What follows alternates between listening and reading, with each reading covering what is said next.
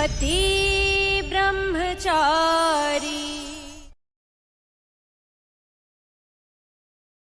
आकाश आपके मांग का सिंदूर मिटा रहा था। उसने ऐसा इसलिए किया क्योंकि आपके माथे का सिंदूर उसके नाम का है ही नहीं। मैं जानता हूँ आपकी और आकाश की शादी छोटी है। ये सिंदूर मेरे नाम का है शशि।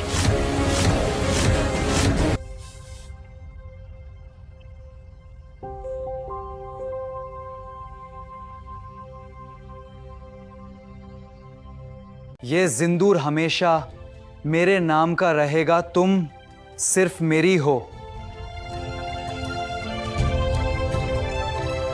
मैंने हर एक पल सिर्फ और सिर्फ अजियत और परेशानी में गुजारा है। मैं बहुत अकेली हूं कि तुम सोच भी नहीं सकते।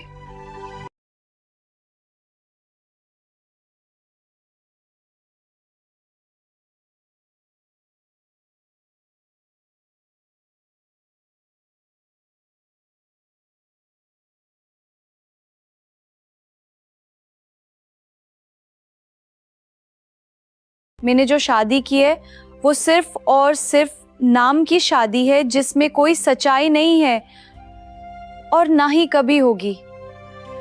तुमने मुझे अकेला कर दिया था, बहुत ज्यादा अकेला, और कभी तुमको मेरा ख्याल आया ही नहीं। मुझे तुमसे बहुत प्यार है। मैं भी तुमसे बहुत प्यार करती हूँ। मुझे कभी मत छोड़ना। कभी नहीं। मैं तुम्हारे बिना अधूरा हूँ। हम हमेशा साथ रहेंगे।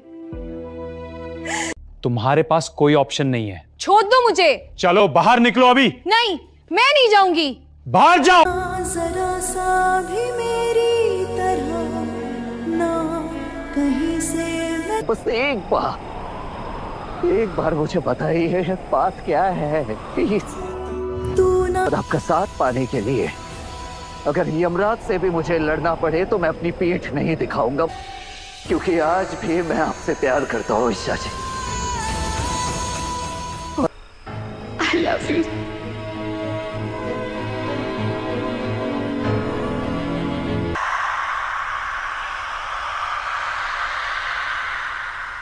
I love you, सूरज। इस दुनिया में सबसे ज्यादा चाह है ना किसी को, सफल तो हो।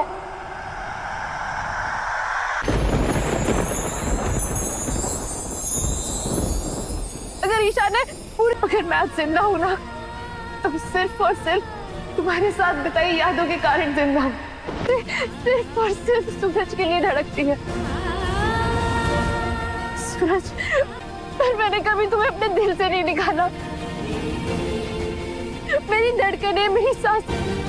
हाँ, मैं तुम्हें छोड़कर चली गई थी, पर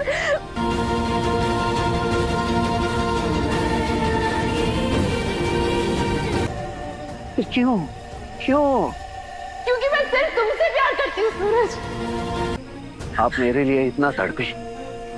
आपने तो मुझे अपनी जिंदगी से निकाल दिया था ना ईशा जी।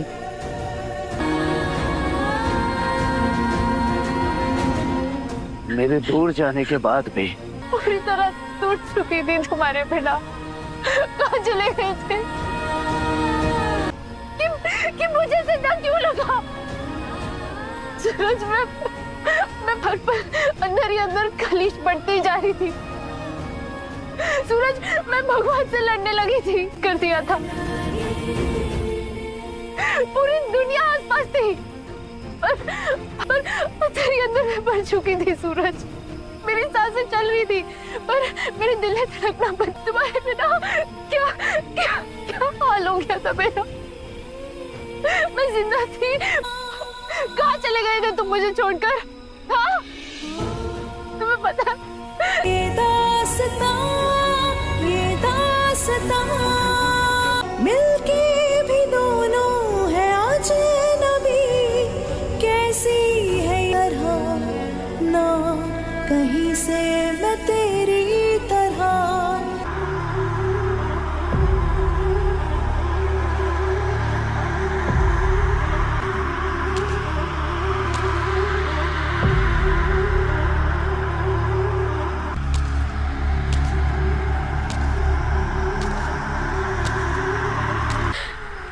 यही कहीं हो, तुम यही कहीं मेरे आसपास हो।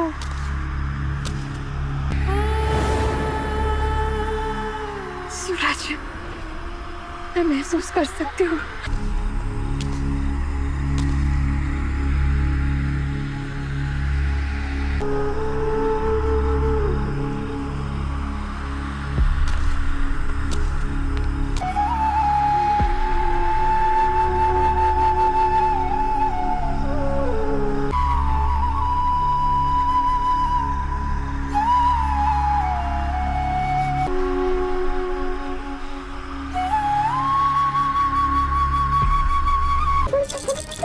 पागल हो गई है क्या? ये है नीचे खिलौना, कुछ भी बोले जा रही है। हाँ, मैं कसम खाती हूँ, धरती, आकाश, गाय, भैंस, मेरी मम्मी जी की, सबकी कसम खाती हूँ। देवर जी, मुझे माफ कर दो, मुझसे गलती हो गई।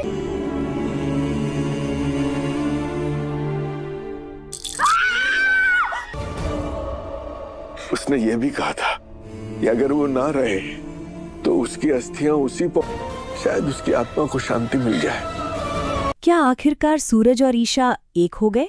दोस्तों, पिछले कई महीनों से इस कहानी में दर्शकों ने एक ही सवाल अपने मन में रखा हुआ था। क्या सूरज और ईशा कभी एक हो पाएंगे? क्या उनके बीच आई दूरियां खत्म होंगी? और सबसे बड़ा सवाल, क्या ईशा ने सच में सूरज को धोखा दिया था या इसके पीछे कोई ऐसी मजबूरी थी जिसे कोई समझ नहीं पाया? कहानी अब ऐसे मोड़ पर पहुंच चुकी है जहां कई पुराने राज एक एक करके सामने आने लगे हैं। जिन बातों को अब तक गलतफहमी समझा जा रहा था, वे दरअसल एक बहुत बड़े खेल का हिस्सा थीं। सब कुछ तब बदलना शुरू होता है जब ईशा आखिरकार चुप्पी तोड़ने का फैसला करती है। लंबे समय तक अपने अंदर दर्द छुपाकर रखने वाली ईशा अब और बोझ नहीं सह पाती। वो सूरज के सामने खड़ी होकर अपने दिल की हर बात बता देती है। ईशा बताती है कि उसकी जिंदगी में जो कुछ हुआ वो उसकी पसंद नहीं बल्कि उसकी मजबूरी थी। कई ऐसे फैसले थे जो उसने अपनी खुशी के लिए नहीं बल्कि दूसरों को बचाने के लिए लिए थे। दुनिया को जो दिखाई दिया, सच्चाई उससे बिल्कुल अलग थी।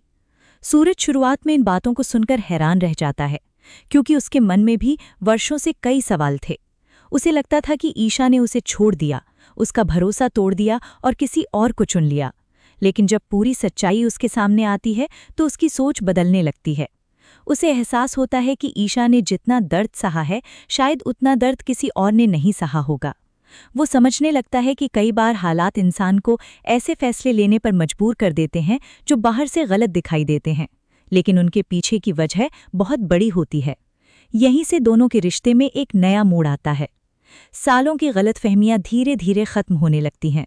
दोनों पहली बार खुलकर एक दूसरे से बात करते हैं। वे उन पुराने दिनों को याद करते हैं जब उनके सपने एक थे, उनकी मंजिल एक थी और उनका भविष्य भी एक दूसरे से जुड़ा हुआ था। लेकिन जहां एक तरफ उनकी जिंदगी में उम्मीद लौट रही होती है, वहीं दूसरी तरफ उनके दुश्मन बेचैन होने लगते हैं। आकाश और गुलाब सिंह को महसूस होने लगता है कि अगर सूरज और ईशा फिर से एक हो गए तो उनका पूरा खेल खत्म हो जाएगा। अब तक जिन झूठों और साजिशों के सहारे उन्होंने सबको नियंत्रित किया था, वे सब टूट सकते हैं। यहीं से एक नई लड़ाई शुरू होती है। ये सिर्फ दो लोगों के प्यार की कहानी नहीं रह जाती, बल्कि सच और झूठ की लड़ाई बन जाती है। सूरज अब पहले जैसा भावुक और कमजोर नहीं है। उसने संघर्षों से बहुत कुछ सीखा है। अब वो हर बात को समझदारी से देखता है और हर कदम सोच समझकर उठाता है। इसी दौरान उसे कुछ ऐसे संकेत मिलने शुरू होते हैं जो पुराने रहस्यों की तरफ इशारा करते हैं। कई ऐसे लोग सामने आने लगते हैं जो पहले डर की वजह से चुप थे। कुछ गवाहियां सामने आती हैं, कुछ छुपे हुए राज बाहर आने लगते हैं और धीरे धीरे तस्वीर साफ होने लगती है। सूरज को एहसास होता है कि उसकी जिंदगी में जो कुछ गलत हुआ वो सिर्फ एक संयोग नहीं था, इसके पीछे एक सुनियोजित साजिश थी। वहीं ईशा भी अब पीछे हटने को तैयार नहीं होती। वो फैसला करती है कि इस बार सच को दुनिया के सामने लाकर रहेगी, चाहे उसे कितनी भी मुश्किलों का सामना क्यों न करना पड़े।